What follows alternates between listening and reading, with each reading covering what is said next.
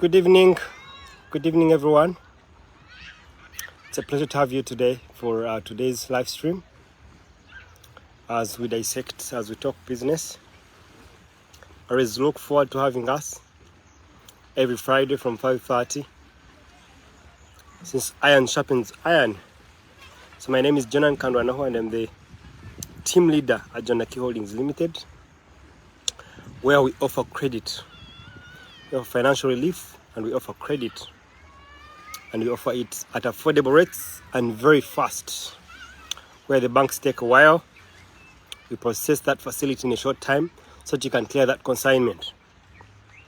That's what we do at Jonaki Holdings Limited. So if you are stuck with a business or in a deal you want to close in a few hours, you have the money at your disposal and you can ably address that issue. So I usually come here to meet us and talk to us of what the Lord has put on my heart as business people. And majorly I've been focusing on money lenders, people who lend money, or microfinance institutions. Because at the end of the day, it's important to have money. It's important because it's a fuel. At a particular point, business will need money.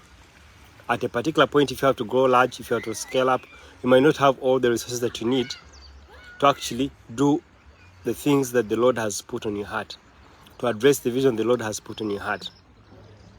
So that's why I've been emphasizing money lending. But I also realize that there are many money lenders who are operating informally and also illegally. Because if you're informal, that means you're illegal. So if things go hayway, you actually cannot recover. You cannot recoup your money. You cannot have your money back. So today I have an interesting topic that I've put forward that I thought I'd share with you, and that is relationship management in money lending business. Our business has been blackmailed with a number of complaints, with a number of comments, with a number of terms, to the extent that even people have actually given it a number of titles. Loan sharks, what, thieves, what, all that. But you see, if you're lending, if you're in this industry, it's our responsibility. It is my responsibility, but also it is your responsibility that you actually improve this business. That you encourage someone who is actually doing it to do it better. Because we cannot shy away. This is the industry we're playing in. It's a business that we're running. We have to be proud of them. And also do them uniquely. We have to be unique and different from how people have been running them. And that's why I bother to make time to come and share with you all these things that the Lord has put on my heart, but also the very things that I've been implementing. The things that I speak to us, I've been doing them. We've been doing them as a team at Jonaki Holdings Limited. We have been doing them at a practical point of view. So I'm speaking from the practical point of view.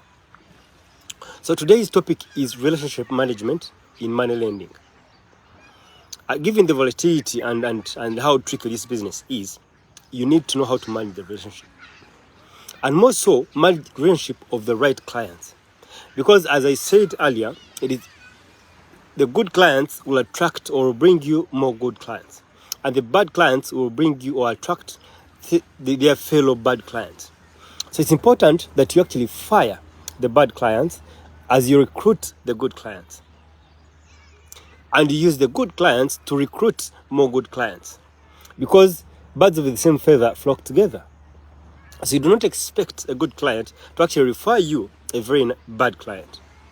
Neither can you can actually also rarely expect a very good client referred by a very good client. So it's important that you know how to manage relationship in this business. Much of the time, it is easy to lend. It is easy to give out money. It is easy to disperse the money. But it is very, very hard to collect the money. Like the proverb says in our local language, that the person that you lend when you're seated, you actually come to collect from them when you're actually standing. Why? Because it comes easy to lend to someone. It comes easy for that person to receive the money. But it comes very hard for that person to pay back. It also comes hard on our end to collect that money. So you need to know how to manage the relationship so that you can actually spend much more time on the clients who are sensible, on the clients who are important, on the clients who are actually giving you good business. not on the clients who you're going to spend almost twice as the money that you gave them to collect that particular money that you actually gave them. So it's very, very key. Relationship management. And you see, the relationship does not start when you start collecting. The relationship should be built even when the clients are being enrolled in your advertising.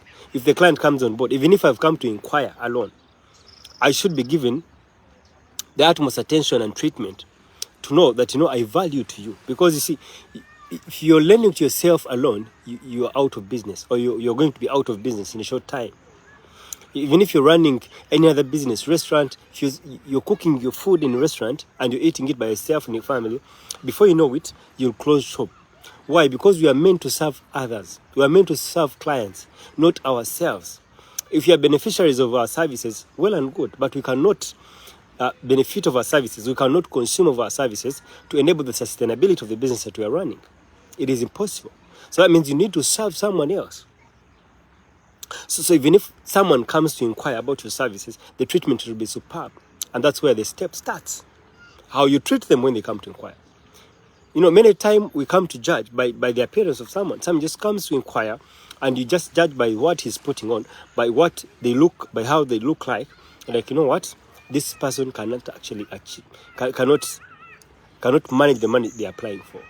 You see, until you assess a client properly, until you fully assess the client, you cannot conclude yet. And interestingly, the client that you least expect to support you, to buy from you, they're the very clients that are actually very, very highly potential, but also very, very good clients. Be mindful of the clients who come to you and they're very boastful and they're so proud. They talk large, they speak large, they move large, they drive large. Put a question mark. That alone should be an indicator that that person is a potential bad client. Because usually, based on experience, the good clients rarely show off like that, rarely come large. So it's important that the respect or the treatment that you give the clients, especially when they've not acquired of your service or benefited of your service, is uniform. Because at that point, you've not known who will support you, who will give you business, and who will not give you business. And until you can serve them and know the bad and the good, then you can actually know how to treat them. As I said, if it is a good client and he's referred some other good clients, you ought to treat them constant at the start. We also have a tendency of seeing that because someone has been referred by a very good client, by a very nice client, you tend to waive some of the steps that you're meant to take. And if you have the procedures, the standard operating procedure that you're working with, you need to follow them to the dot. If you start waiving just because it's been referred, this client has been referred by Jonan, who is my good client, so let me waive ABCD, you'll end up in a ditch. So that's why I emphasize the uniform treatment of the clients. If they come, they want business at the start, and you've not benefited of your service, treat them uniformly. Whether they take on the service or not, because you do not know. They could have come to check it out, and it's not urgent. Perhaps the challenge they have at the moment is not urgent. And the next time they come on board, the challenge is serious, or the opportunity they have at hand to address is serious. And that's when they take on the facility from you. So whether they're coming to inquire or not, treat them constant. That's point number one. Treat them the same. Point number two. Now, beyond a client acquiring that facility, you do not wait for the end of date of that facility to start collecting from the client. It is important, if I've come to you to collect 50 million to clear that consignment at the border post, maybe in Malaba or anywhere, or to complete that hotel or to complete that house, it is important, or the client will feel valued if you actually follow up with them and ask them, we gave you this 100 million, we gave you this 50 million. How did it treat you? How did it go? Did the project move well? Did everything move fine? That alone will show that you have valued a client. And even a client who had the thought of defaulting on you will change his mind 360 degrees. I've seen this thing, hand down 100%. I've seen it practically. Even the client who had the thought of defaulting on you will change his mind just because you're actually caring. You're following up to assess, did this person who acquired this money eventually use it for what he acquired it for?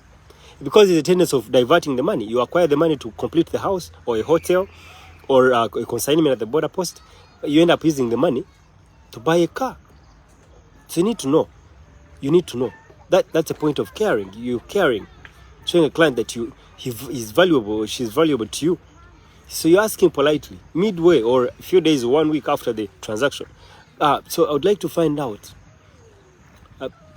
did he eventually do the thing that he actually wanted to do? Because some of the clients get stuck with a project. I assumed that 10 million would suffice, and yet perhaps it could suffice by giving him 20 million. And if the collateral is still fine and the financials are fine, that alone can actually evoke the client to say, you know what, this 10 million that you gave me, here is the accountability. It's ABCD, it didn't work through. I need to know a top up of maybe 5 million to fully complete this project. And you know their financials are good, their collaterals can secure the money, and you step it up. That's how we do business. You step it up. And you can imagine such a client can rarely default on you. So you don't have to wait to end of date of the loan when you give out the facility to actually start collecting on this client. So it's important to find out if they did what it is they asked the money for. Thirdly, if you ask the client said that he used the money for the very thing that he applied for or she applied it for, then you actually keep checking. You actually give them a leeway. But you know what? You don't even have to wait for end of month to start paying an installment or start paying some small money. So give a leeway to a client that, you know what, you don't have to first wait for end of month to pay the 8 million or the 10 million. You can actually put 200,000 a week or perhaps 300,000 a week. So that when it comes to end of month, the balance that is remaining to pay up your installment is not high, is not huge. And that's how clients end up defaulting, because we're waiting for end of month to start engaging them, to start contacting them, to start interesting them in the payment. Yet if you give them the leeway to actually pay earlier, it makes a lot of sense. And it will reduce on the defaults, the defaults that you have in your business. So it's important that you open the door for them to actually pay, not necessarily at the end of the month. So midway, you need to engage them. So has any money come through? And you shouldn't bother them or inconvenience them. It shouldn't look as bothersome, but rather like a courteous call. It's a courteous call that, you know what, there's this window that you can actually utilize. Because before you know it, the interest is remaining, instead of 8 million, some is remaining like 500,000, and they can actually afford it at the end of the month to pay that installment based on the amount that they applied for. So be courteous enough to engage along the way, not waiting for the end of the period or when the loan is elapsing, end of month. That would be tricky. It'll give you a hard time. And you find your default rate is up there. You have a number of huge bad clients, and it will affect you. It will affect your loan portfolio, it will affect your loan book, and if you're not serious, that loan can knock you out of business. So this I'm saying is very, very key. And then you notify someone progressively, giving them a break, but also before the due date. If it's a call, if it's a WhatsApp, if it's a message, notify them. You don't wait for end of month to contact the person 1 day before the due date to engage them to pay. They will fight sometimes. They look for money genuinely and it will not come through. They will tell you know what, just hold up. And before you know it, you're in the second month. Before you know it, you're in the third month. And you're now back and forth. So that alone, how we treat our clients or how we manage our relationship with our clients has a huge implication on the type of clients that they turn out to be. Sometimes these clients become bad because of the way we handle them. They're not necessarily as bad, but we only inform they're being bad based on how we handle them. So it's important that we actually establish this relationship, build this relationship to make sure that the good clients keep good. I'm not denying the fact that they're really bad clients, they're terrible clients. Those ones will keep as is.